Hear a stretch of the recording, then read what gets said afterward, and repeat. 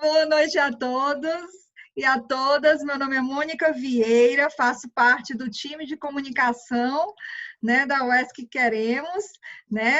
É uma grande satisfação estarmos aqui com todos vocês.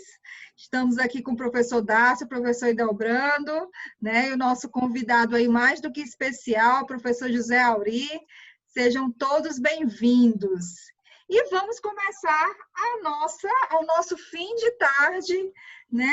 É inspirador aqui. O tema de hoje é o golpe de 64 e suas consequências, que vai ser apresentado pelo professor José Auri, né? E eu o convido, né, para ele iniciar.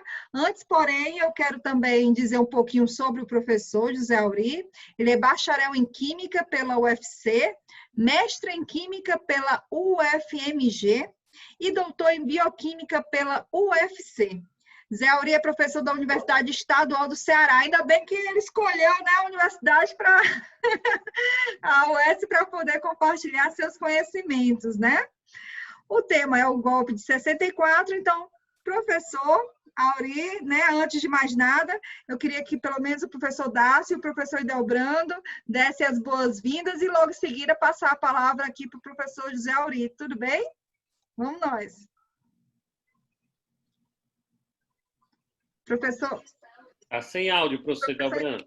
Professor Dácio, professor Idelbrando. Está me ouvindo agora? Me ouvindo? Perfeito, professor. Vai lá, Dácio. Pode falar.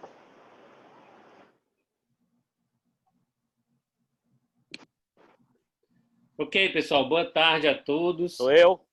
É um prazer estar aqui com vocês, né, nesse final de tarde, início de noite, com o querido companheiro aí, Zé Auri Pinheiro, professor Zé Auri, né? Todo mundo conhece o Zé Auri, professor lá da Fafidan, de Química Orgânica.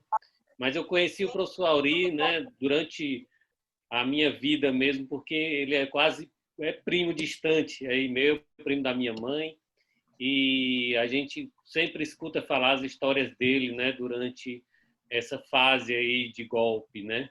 Então acho que vai ser bastante interessante esse bate-papo com o professor Zé Auri para saber um pouco da história, né, do Brasil, que ele passou nesse período complicado da nossa vida, né? E que vai ser bastante esclarecedor. Forte abraço a todos aí que estão nos acompanhando hoje, né? Tem família, tem funcionários, servidores, né? Tem professores aí, tem também alunos. Espero ter um final de tarde, início de noite bem informativo. Forte abraço, professor Idelbrando. Ele está um pouco longe da gente, mas online. Professor Idelbrando, passo a palavra para você. Obrigado, Dácio. Tá tudo bem, né? Todo mundo tá tudo bem. Amigo Dácio, abraço grande, meu irmão. Quero aqui também abraçar todos os nossos amigos que nos acompanham nessa sala de reunião. Vamos voltar novamente aos nossos encontros de quarta-feira, das quartas-feiras. A ideia é a gente estar se reunindo de 15 em 15 dias, batendo um papo que nos una, que nos articule, que nos integre, e ao mesmo tempo a gente sempre aprenda alguma coisa a mais do que aquilo que a gente já tinha. E essa fala de hoje vem depois de duas falas importantes que tivemos aqui, do professor Altemar e do professor Ramérez, né, que também apresentaram aqui uma certa facetas, né, desses períodos de do fascismo, né, o fascismo. E o Auri hoje ele é uma fala, logicamente, como todo bom professor, é uma fala refletida, mas tem muito a ver também com a sua experiência de vida, né? Turbulento do país e que infelizmente se assemelha em algum grau, não é, ao que temos hoje, não é? Enfim, fala depoimento ao mesmo tempo, uma fala refletida de reflete, quem pensa, quem estuda, mas ao mesmo tempo fala depoimento. E isso deixa, logicamente, essa fala dele ainda muito mais instigante. Então, Auri, a fala com meu amigo, grande abraço daqui e um abraço a todos os nossos e amigas que nos acompanham nesse final de tarde de hoje. Muito bem, obrigada, professores. Professor Zauri, agora o palco virtual é seu. Vamos lá. Bem, para fazer essa fala hoje, eu andei estudando um pouco, né, sobre a história do Brasil, principalmente dos anos 30 para cá, né? Por que que eu resolvi fazer isso? Porque eu acho que o período getulista foi um grande período da história do Brasil, né? E, assim, o Brasil ele está sempre entre um período em que o desenvolvimentismo quer crescer e aí vem um golpe, né? Então, os 30 anos, por exemplo, desde 1930 até 1960, 64, que seria 34 anos, foi um dos períodos mais profícuos da história do Brasil. Foi um período mais desenvolvimentista da história do Brasil, né? Então, por exemplo, apesar de Getúlio ter tido um período de ditadura em 1937 a 45, né? Mas, nesse período, ele fez coisas, mesmo com uma ditadura. Como, por exemplo, o salário mínimo foi desse período, as leis trabalhistas foram desse período, a fundação da Vale do Rio Doce é desse período, né? Então, que foi em 1942, né? Que antes só existia, né? Antes da Companhia do Vale do Rio Doce, era a exploração do ouro, principalmente em Minas Gerais, era feito por americanos, por um empresário americano, né? E a Vale do Rio Doce veio para substituir essa empresa americana. Também, em 1953, ele funda a Petrobras, assim como o BNDE, que hoje é BNDES. Em 1952 também, ele funda o Banco do Nordeste, né? Cujo primeiro presidente foi Raul Barbosa, né? Certo? Tem também aqui, ó, o Plano Nacional de Carvão, Superintendência do Plano de Valorização Econômica da Amazônia, tudo isso foi no período Getúlio, né? Então, quando Getúlio foi eleito em 1950, né, aí o golpe se inicia aí, nesse período, né? Queriam derrubar o Getúlio a todo custo, né? Principalmente, né, nós tínhamos um dos grandes golpistas era o Carlos Lacerda, que era da UDN, né? Certo? Juntamente com as Forças Armadas, né? Certo? E então Getúlio, e o mote sempre é a corrupção, né? Todo mundo lembra que falavam que o governo de Getúlio era um mar de lama, até que levaram Getúlio ao suicídio, né? Em seguida vem a eleição de Juscelino. Nesse período, as eleições, você votava para presidente e votava para vice-presidente. O vice-presidente do Juscelino era o Milton Campos, né? Mas quem foi eleito foi João Goulart. Então, os opositores de Getúlio, né? Quem concluiu o mandato de Getúlio foi Carlos Luiz. E Carlos Luiz, na eleição de Juscelino, ele não queria, assim como as Forças Armadas, também não queria que Juscelino assumisse a presidência da República. Para que Juscelino assumisse a presidência da República, precisou haver um golpe, né? O general Lott deu um golpe no Carlos Luiz e assim o Juscelino conseguiu tomar posse, né? E o Juscelino, se a gente analisar bem, o Juscelino ele deu continuidade à política getulista, né? A política getulista, né? Antes dele tomar posse, já houve uma tentativa do golpe, que foi a revolta de Jacarecanga, né? E quem comandava isto era o brigadeiro Eduardo Gomes. Depois, em 59, houve a revolta de Aragarças, tentando já derrubar Juscelino, que estava no governo. E Juscelino fez o plano de metas, né? O plano dele dizia que era 50 anos em 5, né? E ele foi desenvolvimentista. Então, uma das coisas, construção de Brasília, criação da Sudene, onde nós temos o grande mentor da Sudene, o Celso Furtado, que este ano fez 100 anos, né? Aqui do Ceará teve a construção do Oroz, construção de hidrelétrica de Paulo Afonso, né?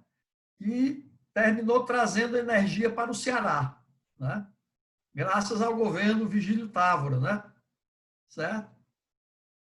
Então, o plano de metas de Juscelino, ele tinha transporte 29%, infraestrutura 20%, energia 43%, alimentação 3,2% e educação 4,2%. Juscelino, ele fez uma coisa que foi implantar a indústria automobilística, né? E alguns consideram que isso foi um erro, né? Porque teria sido melhor que implementasse as ferrovias, né? Mas, na época do Juscelino, existia apenas 4.000 quilômetros de estradas. Ele fez 6.000 quilômetros de estradas, né?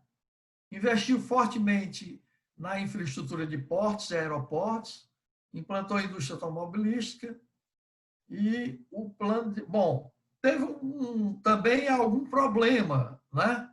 Que ele gerou um endividamento de 3 bilhões de dólares e gerou também um pouco de inflação. Mas ele fez muito mais do que a parte positiva, foi muito mais do que a parte negativa, né?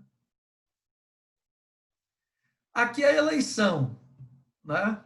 Bom, terminado o governo Juscelino, olha, eu gostaria muito que vocês comparassem um pouco o que aconteceu no período Getúlio, Juscelino, Jango, com o que acontece hoje em dia, né?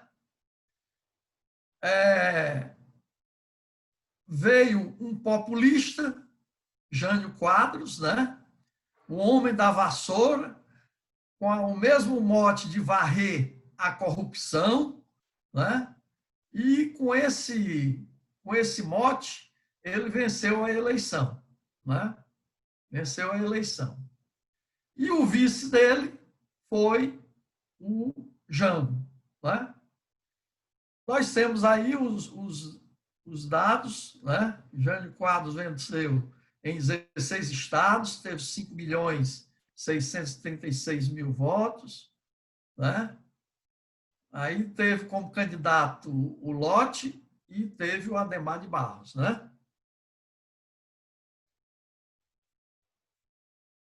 Aí são os estados em que o Jânio venceu, são esses que estão nessa cor mais intensa, vermelho, né? A eleição para vice-presidente, como eu falei, naquela época a eleição era separada, de presidente e de vice, né? Então, Jango ganha a eleição.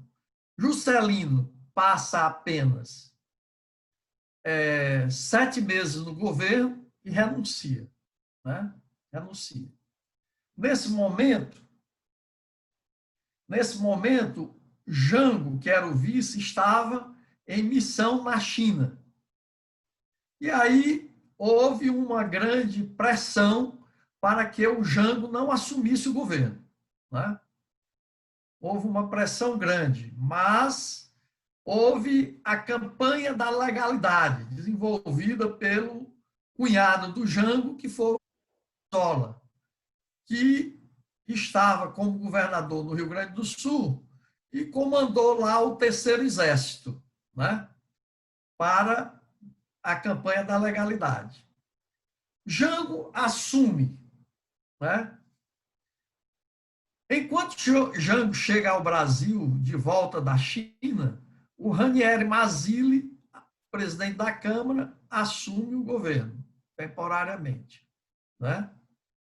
E os militares diziam que Jango era ligado ao comunismo, apesar de Jango ser um dos maiores proprietários de terra do Brasil na época, né? Certo? Não tinha nada de comunista o Jango, né? Certo? Mas ele assumiu, de certa forma, com um golpe. Por quê? Porque ele assumiu com um regime parlamentarista. E foi o primeiro-ministro? Foi Tancredo Neves, certo? Em 1963, houve um plebiscito e o presidencialismo ganhou de uma maneira esmagadora. Então, Jânio...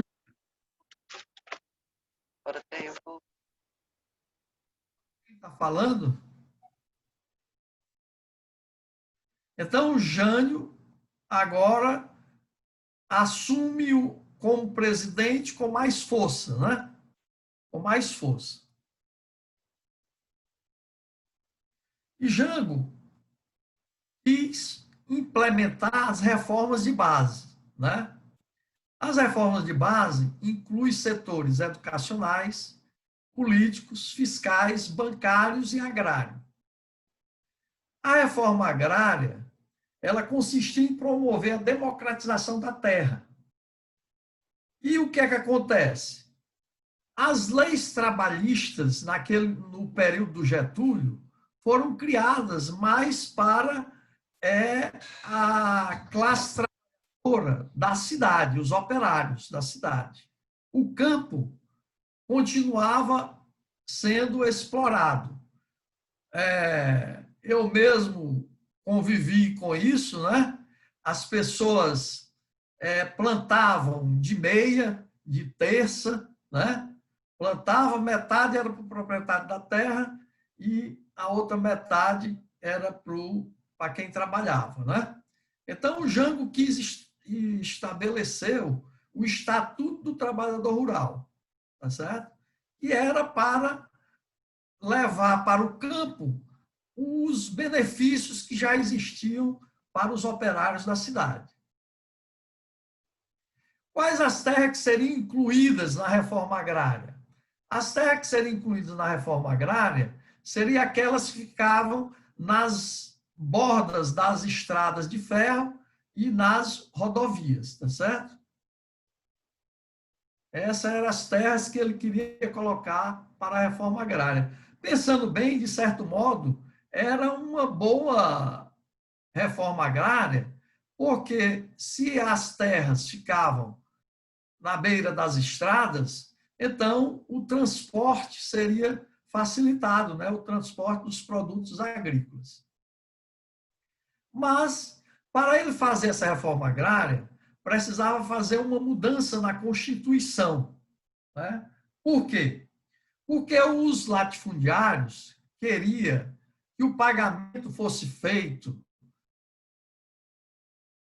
com dinheiro vivo e à vista, né? E ele queria fazer com títulos da dívida pública, né? Títulos da dívida pública. Então, para isso, ele teria que fazer uma mudança na Constituição, ok? A reforma educacional visava a valorização do magistério, do ensino público em todos os níveis, combate ao analfabetismo, a multiplicação da experiência pioneira de Paulo Freire, E o governo também propunha realizar uma reforma universitária, com a abolição da cátedra vitalícia, né? Não sei se todo mundo sabe o que é que significa essa cátedra vitalícia. Você tinha um professor catedrático, né, de uma determinada disciplina, ele era o dono da disciplina, ninguém podia entrar naquela disciplina, né? Então, existiam catedráticos que tinham 2, 3 cátedras, né? A reforma fiscal. A reforma fiscal tinha como objetivo promover a justiça e aumentar a capacidade de arrecadação do Estado, né? Além disso, pretendia limitar a remessa de lucros ao exterior, sobretudo por parte das empresas multinacionais, o que foi feito através do decreto número 53.451/64. Reforma eleitoral. Na época, os militares de baixa patente, eles não tinham direito a voto, né? Então, o Jango queria que os analfabetos e os tenentes, os cabos, os soldados também tivessem direito ao voto. E queria a legalização do Partido Comunista Brasileiro na época. Reforma urbana. Observe que a reforma urbana que o Jango queria implementar foi mais ou menos, digamos, o Minha Casa Minha Vida, né? Naquela época, porque ele queria que, estendido o conjunto, uma urbanização, uma habitação condigna para todos, né? Então, o projeto foi elaborado principalmente por urbanistas do Instituto dos Arquitetos do Brasil, né? E a reforma bancária, com o objetivo de ampliar o acesso ao crédito pelos produtores. Vejam que Lula fez isso, né? Ele ampliou muito, o Lula ampliou muito o crédito para os produtores. Produtores, a renda familiar, né? Bem, nós sabemos que no dia 13 de março de 1964, Jango fez um comício no Rio de Janeiro, pregando essas reformas de base, certo? Então, isso pode ter sido um dos motivos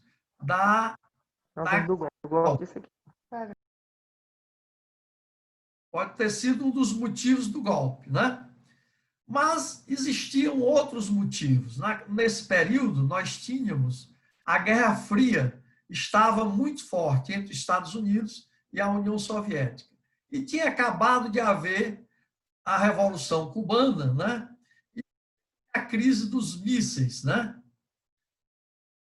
João Goulart era um governo progressista, queria incluir o povo no desenvolvimento. Então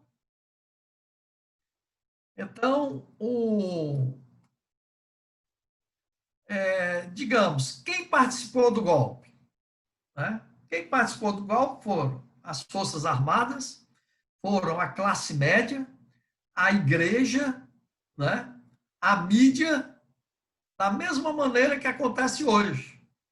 A mídia toda participou ativamente do golpe, né?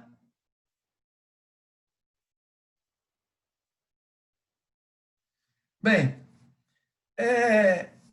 um dia antes do golpe,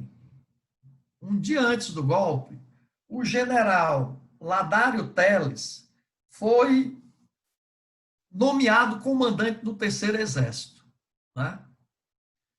E no dia 31 de março, o general Mourão Filho parte de Juiz de Fora para o Rio de Janeiro, né?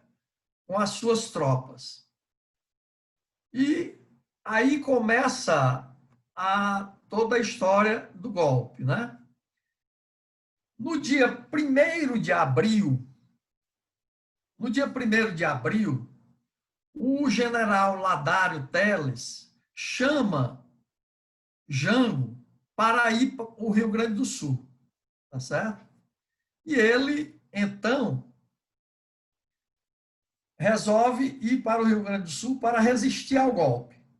Acontece que ele, inclusive, pediu um avião da Varg para poder fazer esse voo. Boicotaram o avião da Varg e ele teve que ir num voo pequeno, num avião pequeno, num bimotor, certo? E chegou já na madrugada.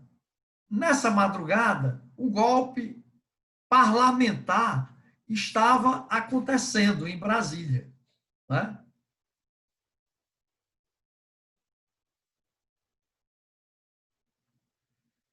Quem presidia o Senado era o Auro Moura Andrade, certo?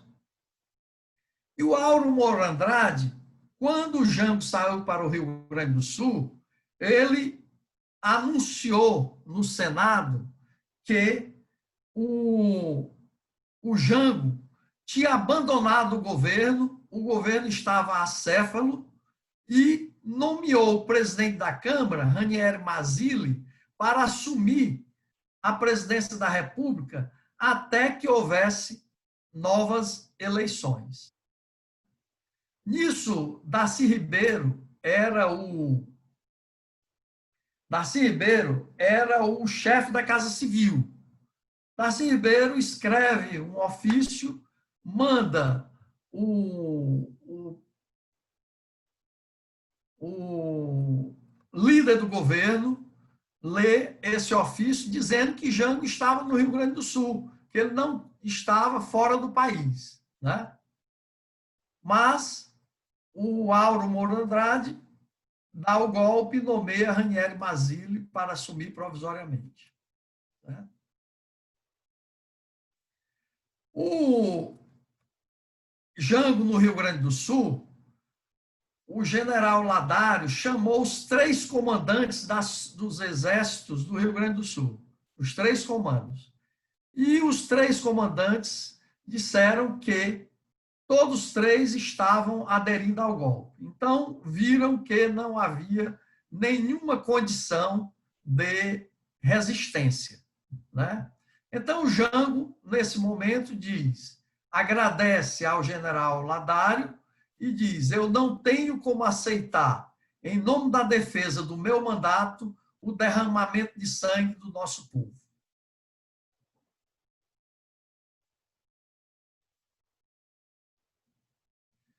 Aqui, quem participou do golpe? Líderes políticos civis, como o governador da Guanabara, Carlos Lacerda, Magalhães Pinto, de Minas Gerais. Principalmente esses 2. A mídia, né? Globo, Tribuna da Imprensa, JB, Folha, Estadão e Correio da Manhã. A Igreja Católica, ora, em 64 eu tinha 14 anos, tá certo? E já até conversei isso com o Ramérez, que nesta época quem era o padre o vigário lá de Jaguaribe, a minha terra, era o padre Pompeu. E ele fez passeatas, né? Dizendo que o golpe era para combater o comunismo e tal, né? E depois eu soube que ele se tornou bispo em Limoeiro e então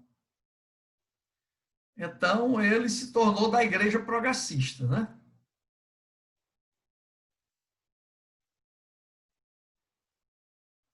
Bom, os governos militares, então, eles passaram a governar o país na base dos atos institucionais e dos atos complementares, tá certo? Então, veio o ato institucional número 1. Esses atos institucional número 1, ele serviu para dar legitimidade ao golpe, conceder poder ao presidente e para caçar deputados e pessoas políticas de todos os matizes, né?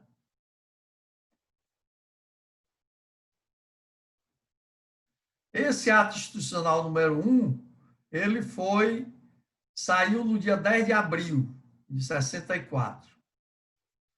Só aí eles já caçaram 102 nomes, 41 deputados federais e muitos políticos. Um dos primeiros, Miguel Arraes, por exemplo, que era governador de Pernambuco, né? E que era bastante visado. Inclusive, Santiago Dantas, que era o chanceler na época, ele falou que tem um detalhe, que essa história da posse do Ranieri Mazzilli aconteceu na madrugada, né? O Aldo Moura Andrade decretou a vacância do poder na madrugada. E 2 horas depois, os Estados Unidos já reconheciam o golpe, já reconhecia o golpe, tá certo? Então, existia um plano que era o seguinte: se houvesse alguma revolta do povo, a Quarta Frota estava pronta para invadir, primeiramente, Pernambuco. Né?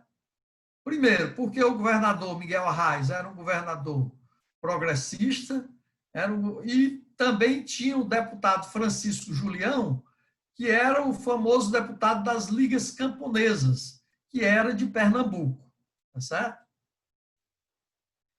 Aqui também foi caçado Jânio Quadros, João Goulart, Miguel Arraes, muitos outros, Josué de Castro, Darcy Ribeiro, né?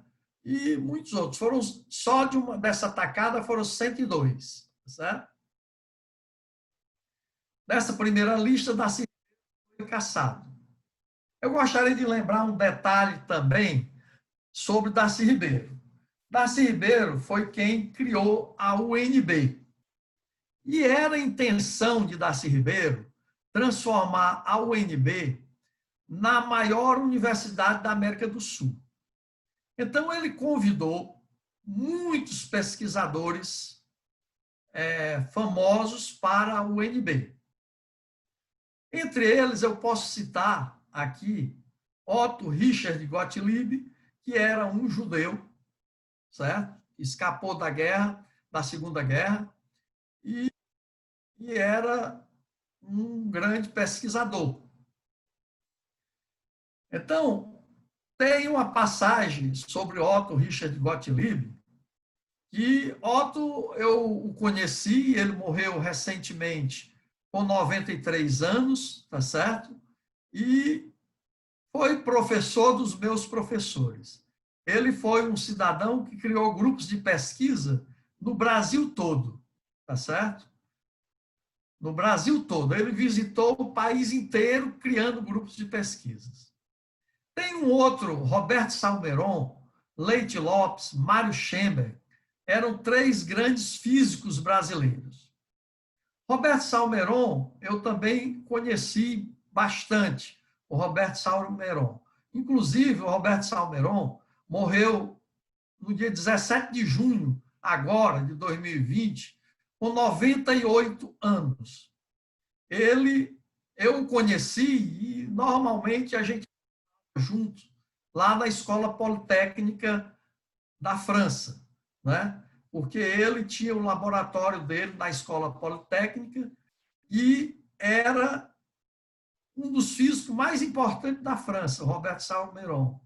Para vocês terem uma ideia, ele era diretor do síncrotron, que existe, que é o maior do mundo e que ele está nas fronteiras da Suíça, Itália e França. Ele era diretor desse centro. Era um centro de aceleração de partículas. O Leite Lopes foi também muito famoso. Mário Schember também foi um físico, um grande físico, tá certo? E todos eles tiveram que sair do Brasil e ir para o exterior, né? Então, o Leite e o Mário Schember foram para os Estados Unidos e o Roberto Salmeron foi para a França. como também tem um outro, João Meyer, que também é da mesma época, Almeron, e foi também na França, tinha laboratório na Escola Politécnica também, com quem eu convivi muito lá, né? Uma coisa também que a gente hoje se pergunta, mas não existe nas Forças Armadas oficiais, generais nacionalistas, realmente existe uma razão muito simples para isso. Em 64, todos eles que eram nacionalistas foram expulsos das Forças Armadas. Todos eles, né? E também uma coisa que, a partir de 45, as Forças Armadas se aliam ao Exército americano.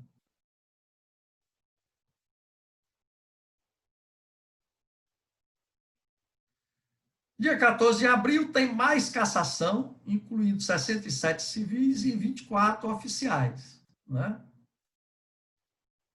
Observe que primeiro fizeram uma limpa para, no dia seguinte, 15 de abril, é que Castelo Branco assume como presidente da República, né?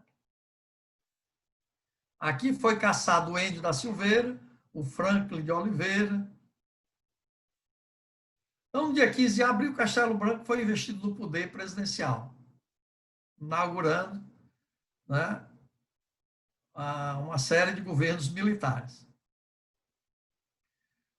Castelo Branco entra e a promessa era que ele ia apenas terminar o governo João Goulart, né?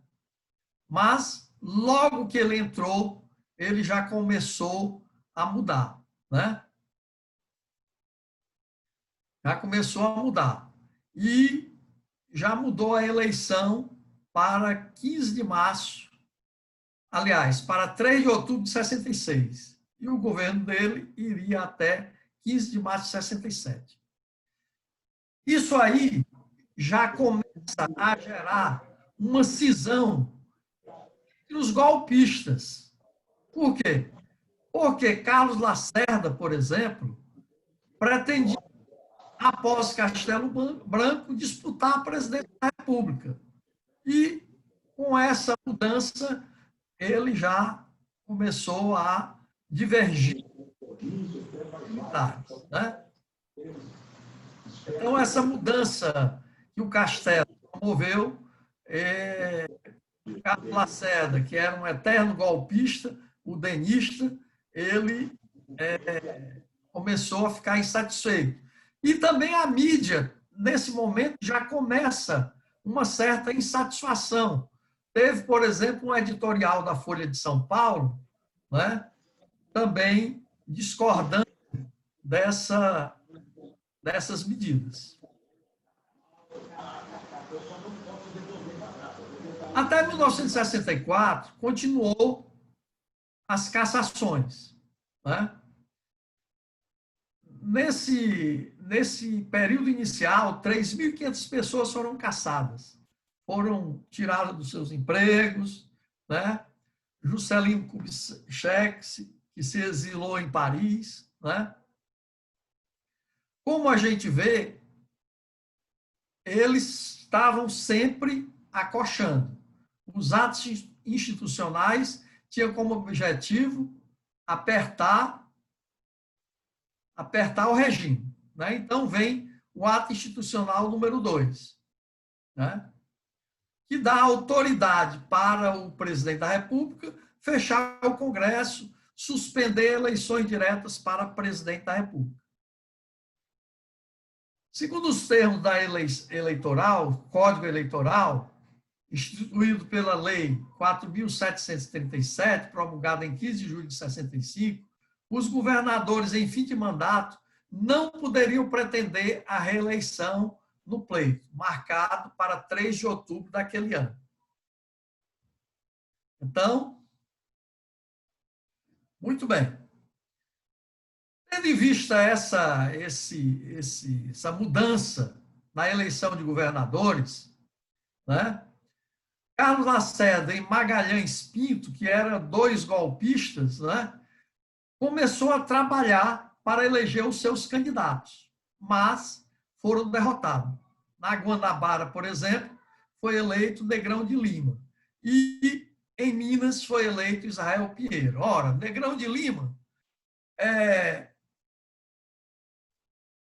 tinha a coligação do PTB com o PSD. PTB getulista, PTB janguista.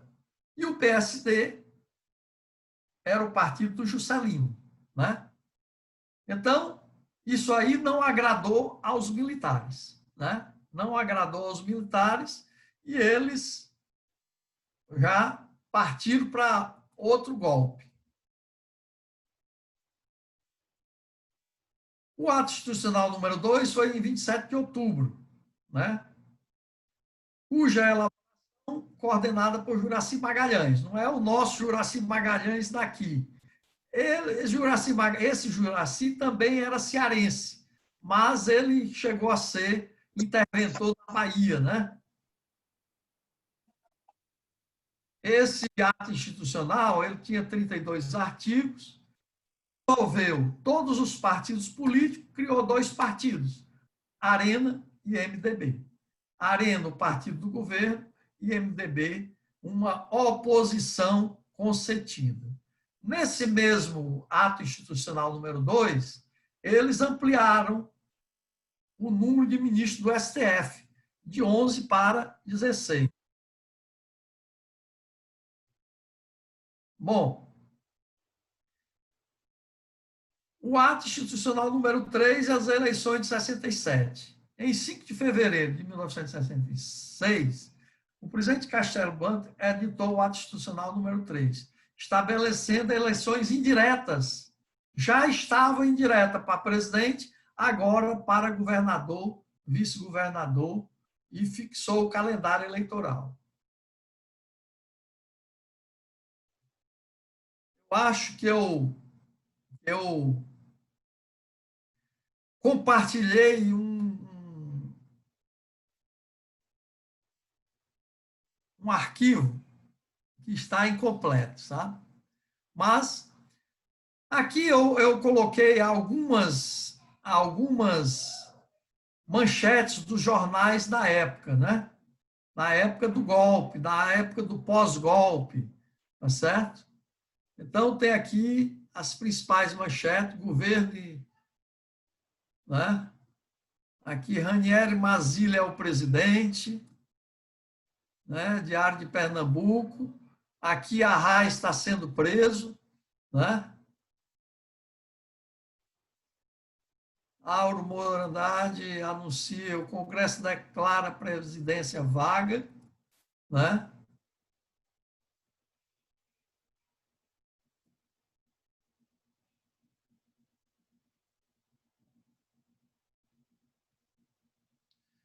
Bem, aqui eu já falei sobre, né? Aqui, Magalhães Pinto, golpista bem...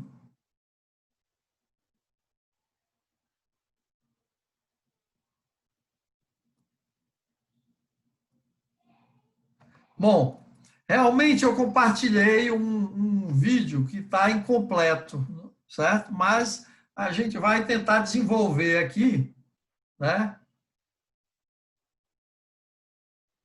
Bom, vem então o ato institucional número 4, né?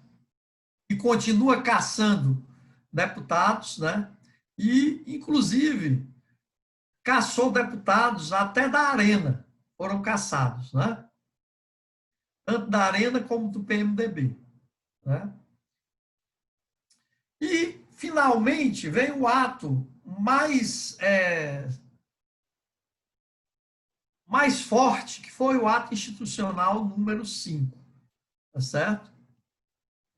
O ato institucional número 5 vem no dia 13 de dezembro de 1968, né? Certo? E esse ato institucional... Bom, no ano de 68, começa a haver Inclusive, em 1967, houve a primeira greve operária do ABC paulista e, em 68, o movimento estudantil toma um vulto muito grande, né? É famosa a passeata dos 100 mil no Rio de Janeiro, né? Certo? E as grandes lideranças desse movimento, nesta época, era Vladimir Palmeira, Luiz Travassos e Zé Disseu. Zé Disseu. O Serra também estava no meio, mas eu desconfio que o Serra já era golpista desde essa época, tá? Apesar de ser presidente da UNE. Tá? Muito bem. Então, devido a toda essa movimentação no meio estudantil e no meio operário, eles decretam o ato institucional número 5. Né? Quando eles decretam o ato institucional número 5, eles, logo em seguida, entram também com um ato complementar, fechando o Congresso. Né? Então, foi fechado o Congresso, né? E, durante um certo período, o Congresso ficou fechado. Né? É bom lembrar também, veja como as coisas são autoritárias nos governos militares. Houve a Constituição de 1967, que veio junto com o ato institucional número 5, certo? Essa Constituição de 67 foi escrita por 2 juristas. Quer dizer, enquanto que a Constituição de 88 teve todo um processo constituinte, a Constituição de 67 foi escrita por 2 juristas. Houve uma pressão, inclusive da Arena, insatisfeita com essa Constituição, que não houve nenhuma participação do Congresso para a elaboração da Constituição. E aí o que foi que houve? Eles resolveram, do dia 24, deram 40 dias para que o Congresso discutisse a Constituição e promulgasse a Constituição, em 40 dias. Tá certo? Foi do dia... A data, mas eu sei que foi de dezembro para janeiro, 40 dias, certo? Vejam como é que o regime atuava, né? Ok? Bom, nesse período, então, de 68, com o movimento estudantil, a repressão endureceu bastante, né? E aí começa a haver movimento armado. Por que aconteceu movimentos armados? Porque a repressão estava tão forte que as pessoas, primeiro, não podiam ter uma vida legal, tinham que partir para a clandestinidade, tá certo? Então, surgiu o MR8, por exemplo, surgiu a Vá Palmares, tá certo? Que era comandada por Carlos Lamarca, tá certo? E, então, nesse período, houve muitas prisões, tá certo? E também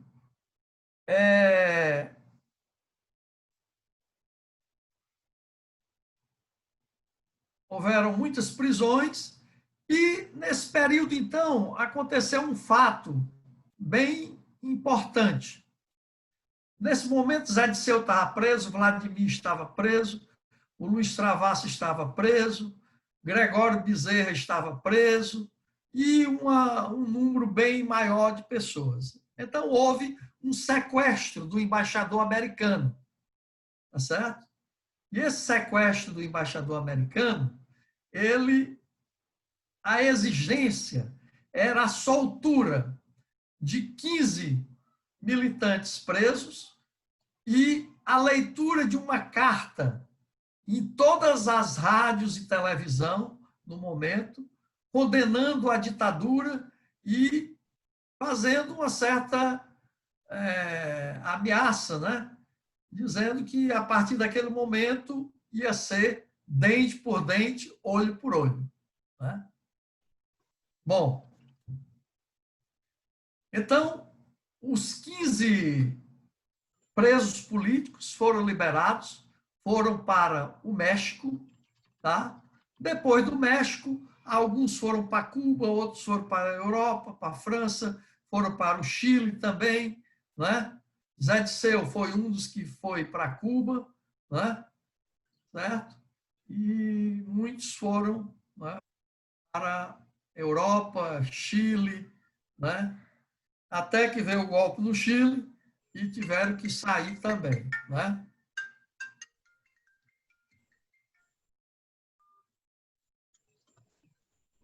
Oi, meu Deus.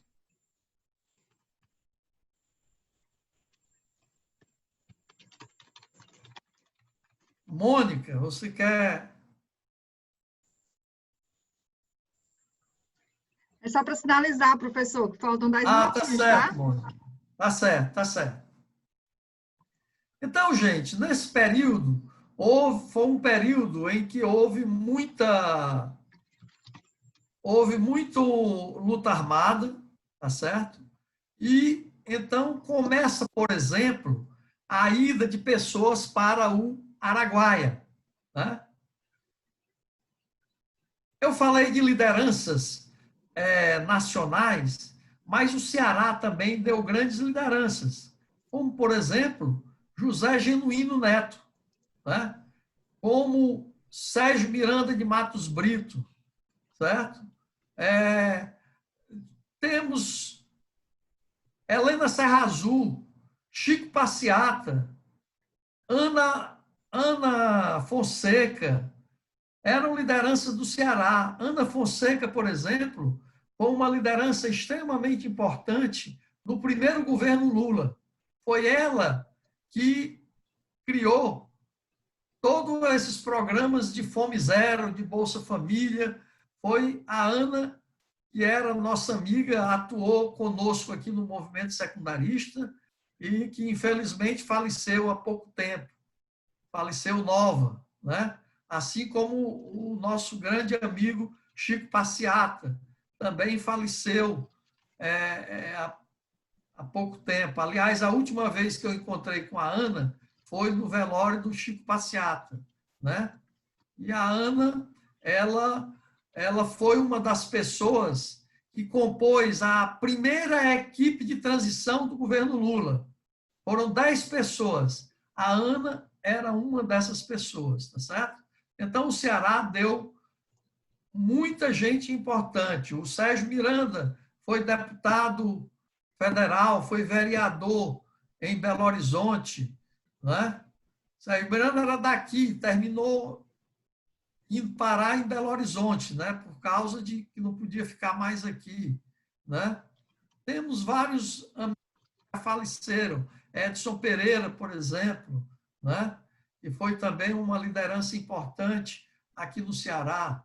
Aqui no Ceará nós tivemos também um grande movimento secundarista, né? Inclusive, nós fizemos ano passado um encontro com essas pessoas, né?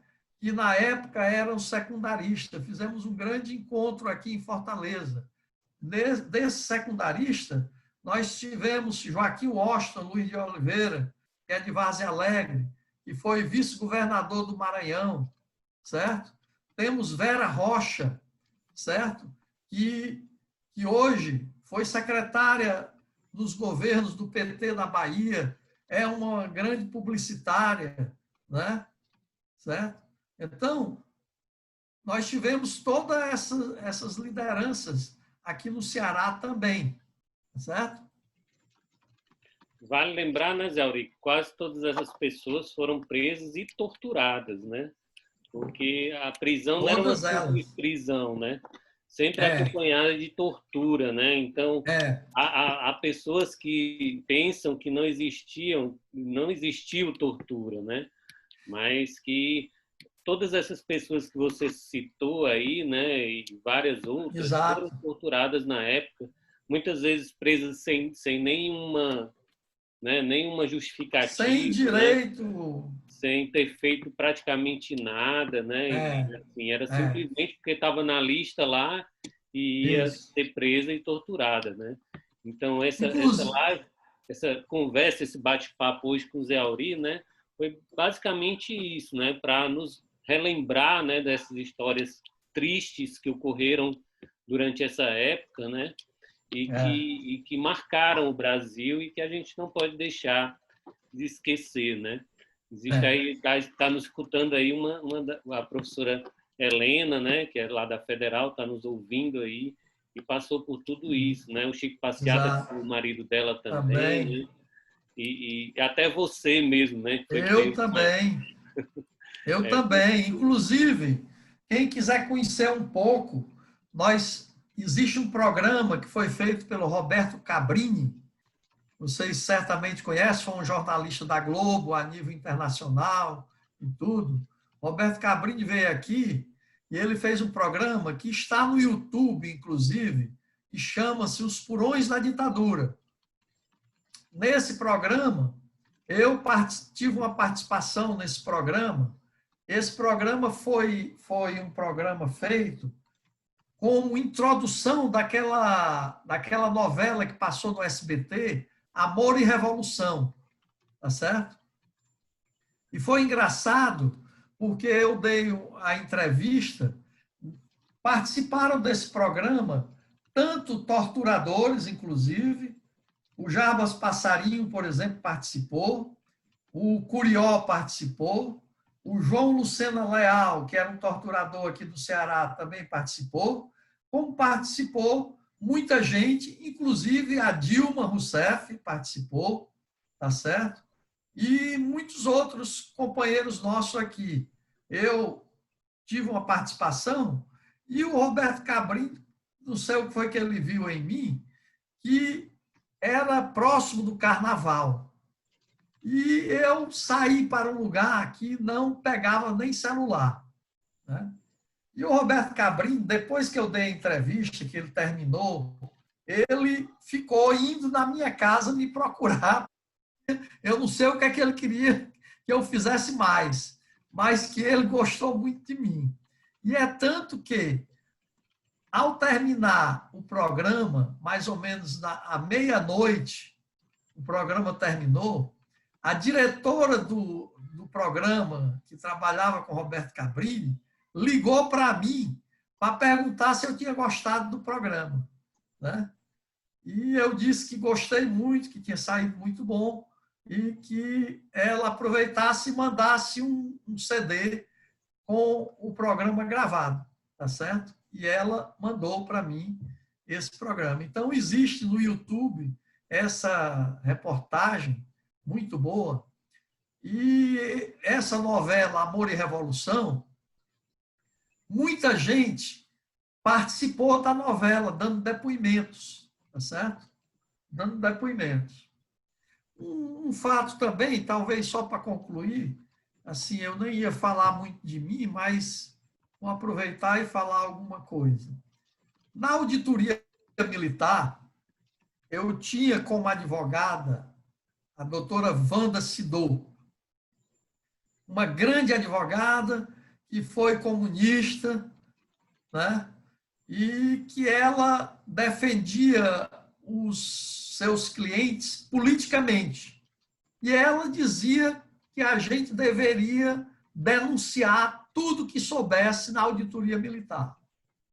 Então, eu e um outro grande amigo, Valmir Vieira, que era professor da física, nós demos as costas para o jurado e a auditoria militar estava lotada e nós falamos para o público, de costas para o jurado, que eram militares, né? E, nesse momento, eu fiz denúncias, como, por exemplo, a chacina da Lapa, onde morreu Pedro Pomar, morreu o Drummond, que era não o escritor, mas era parente do Carlos Drummond. Morreu várias pessoas, né? Assim como antes, Carlos Nicolau Daniele faleceu também, né? e Lincoln Cordeiro Oeste, Lincoln Bicalho Roque, né? Morreram em tortura. E eu, na auditoria, eu denunciei todas essas mortes, tá certo? Então, quem entrar no Google e colocar meu nome, lá tem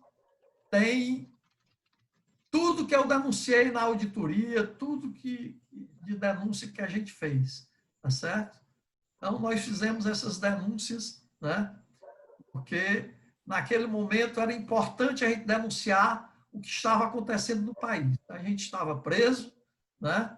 Então, aproveitamos o depoimento para os militares. Existia um auditor militar aqui, o Ratacaso Júnior, e eu dei esses depoimentos, né?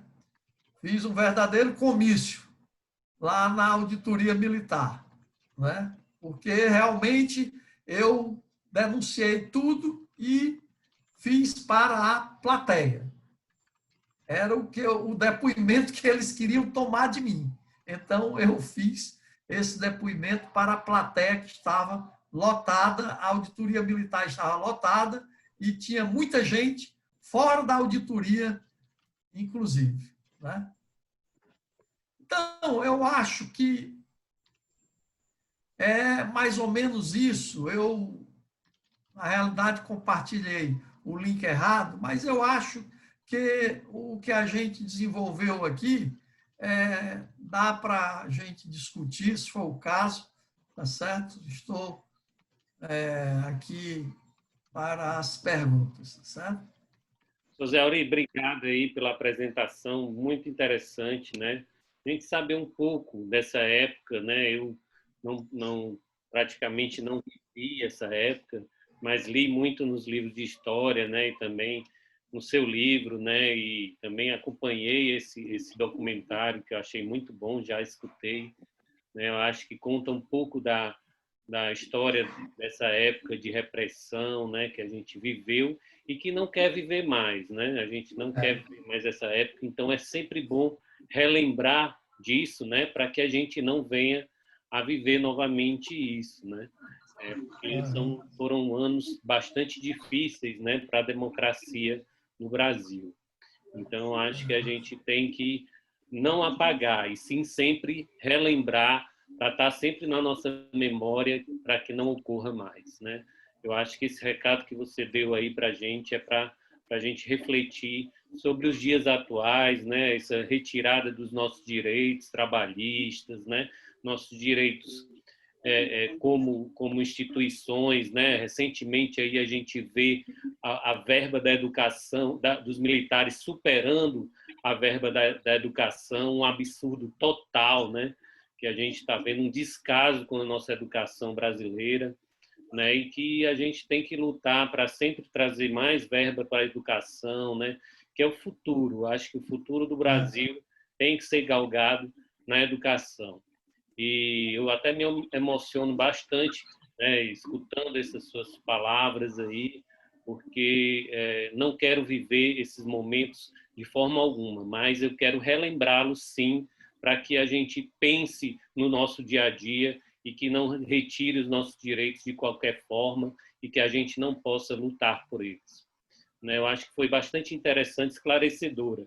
Pena que a gente não limitou muito o seu tempo, você falou tudo que tinha do nosso tempo, né? A ideia desse bate-papo era mais ou menos de 1 hora, né?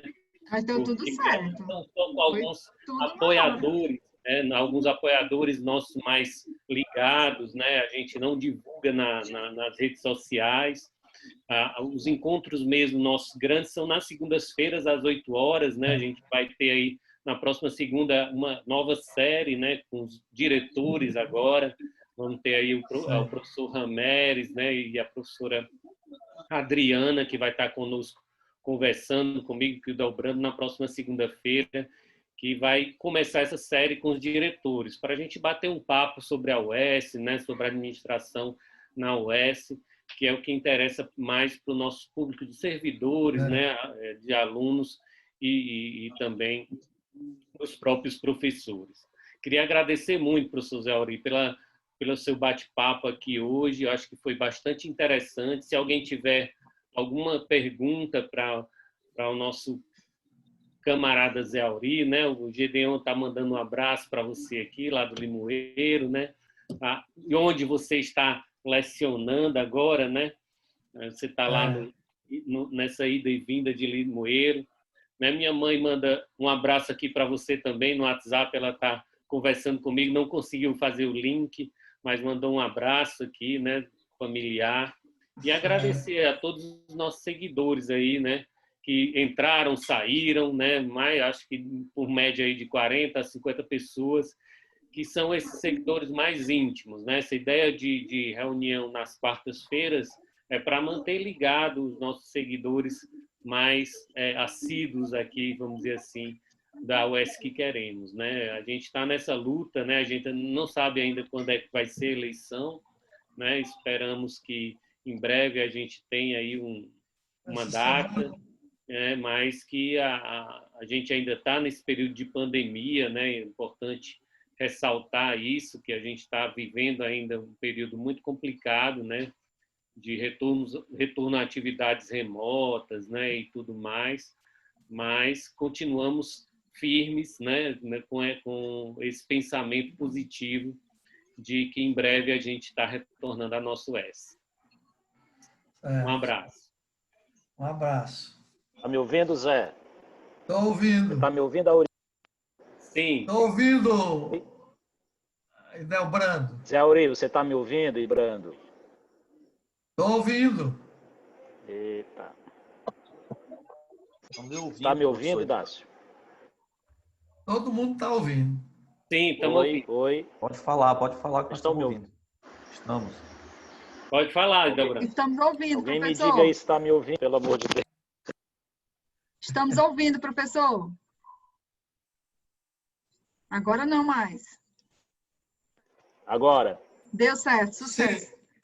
Sim. Bem, deixa eu dizer que eu vou falando aqui, espero que todos estejam ouvindo. Eu estou aqui usando uma nova meu celular, só usava o computador e provavelmente estou aqui com incompatibilidade com estou incompatibilidade com o celular. Mas vou dizer, primeiro, gostei muito da é o que eu gosto demais quando você fala.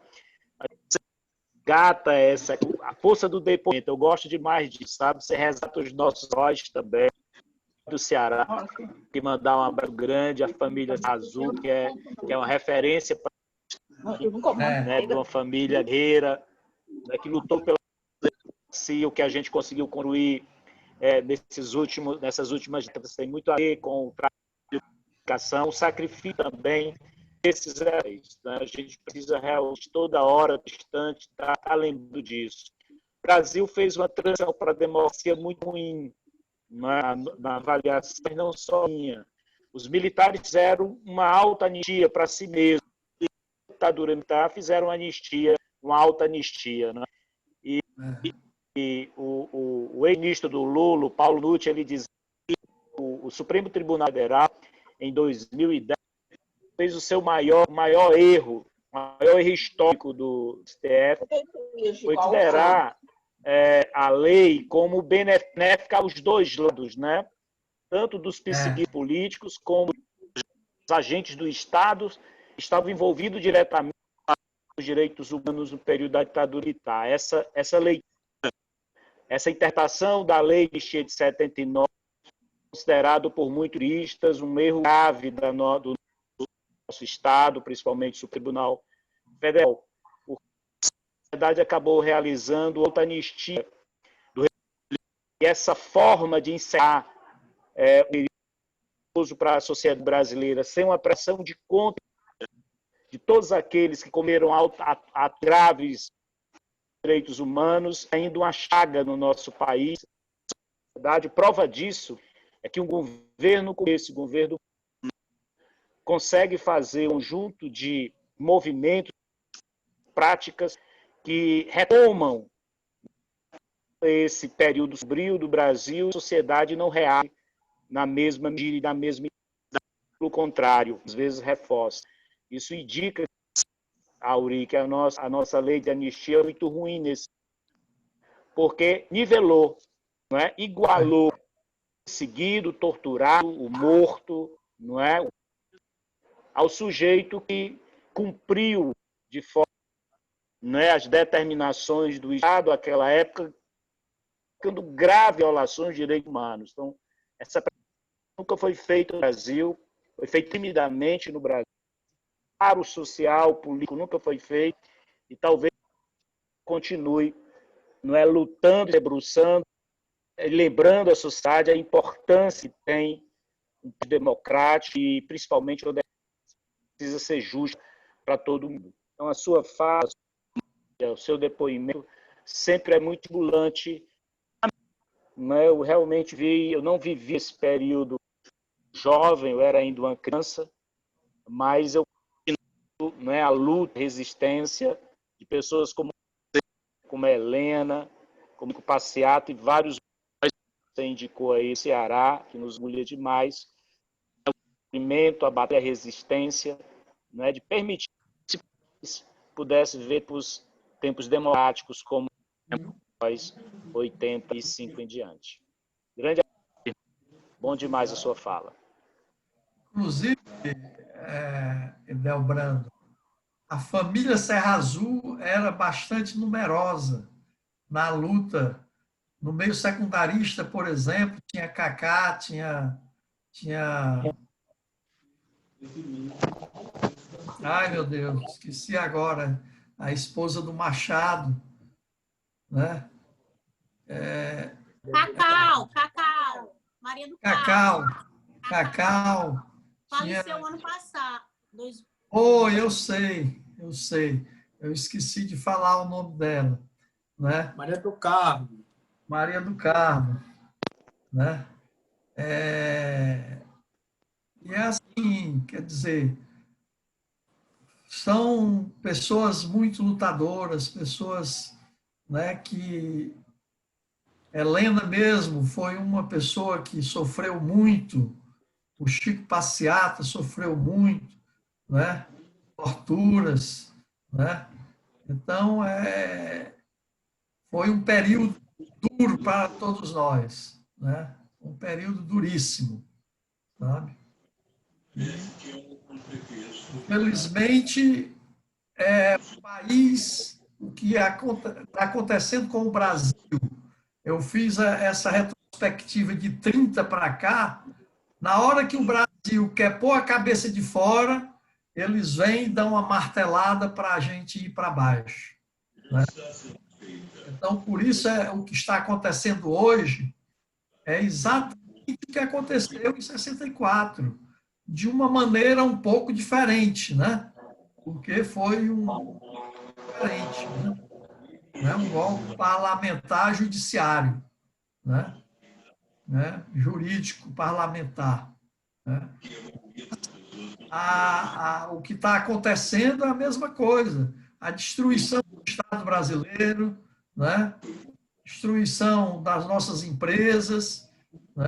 Tudo foi combinado para fazer isso, né? Atualmente, né? Tá aí, eu estou vendo aí um grupo de estudantes que estou decepcionado com eles, que são petistas horrorosos, e eles dizendo que já foi privatizado 84 empresas. Nem privatizado, foram doadas essas 84 empresas, né? Porque os preços que são cobrados são preços ínfimos, né? Então, é isso aí. E, assim, depois do AI-5, ainda teve 12 atos institucionais, certo? 12 atos institucionais, né? Tudo apertando, né? Reprimindo, né? É por isso que teve muita gente que partiu para o campo, partiu para a luta armada, porque não tinha outra opção. E como é que você... Enfim, Perfeito. Ok, espero ter... Alguém mais deseja fazer alguma pergunta, algum comentário? Romero, já saiu, Romero? Gente, pois vamos lá, vamos todos agora tirar o microfone, ativar o microfone e aplaudir o professor José Auri, né, o nosso herói, né, que é um herói, a história emocionante. Vamos todos lá, 1, 2, 3 e... Cadê todo mundo desativa? Vamos lá, aplaudindo. Parabéns, Zé Auri. Parabéns. Um abraço. Tamo junto. Uma pena a gente não poder aí dar o nosso abraço pessoalmente, parabenizar por toda essa história incrível que o senhor contou, né, para nós. É uma honra para a gente poder conhecer um personagem tão marcante aí da nossa história e relatar esses fatos para a gente. Tá bom? Ok, muito obrigado. Maravilha. Professor Idelbrando, professor Dácio, a todos os convidados, muito obrigada mesmo. E continuem nos grupos da UESC Queremos, que logo, logo a gente vai convidar, né, vai informar outros eventos, tá bom? E também sigam as nossas redes sociais, a gente agora está pelo YouTube, toda segunda-feira, às 20 horas. YouTube é super fácil de acessar, é só clicar e já assistir, sempre com temas bastante relevantes para nós, né? E a gente vai estrear uma nova série, né, professor Dácio, professor Idelbrando? Isso, a série com os diretores agora, né? Conversar um pouco com os nossos diretores de cada campus, de cada faculdade, né? Para a gente se inteirar mais sobre as ações da UES.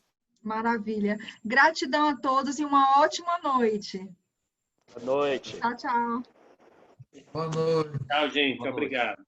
Tchau, professor.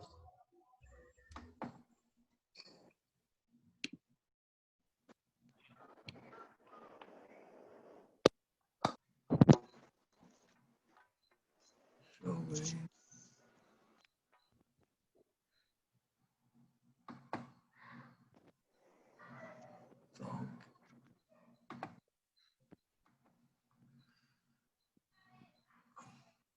Ai, aqui, caramba.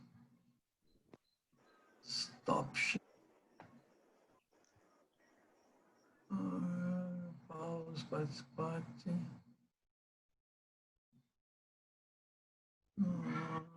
Aqui embaixo. Aí embaixo, deixa eu procurar. Live. Isso, deu certo. Tchau, professor. Obrigada, viu? Tchau, Mônica. Tudo de bom. Eu vou tentar ver se deu certo a gravação e aí mando para o senhor um link, tá? Tá legal, tá legal. Obrigado. Até logo. Tchau, tchau.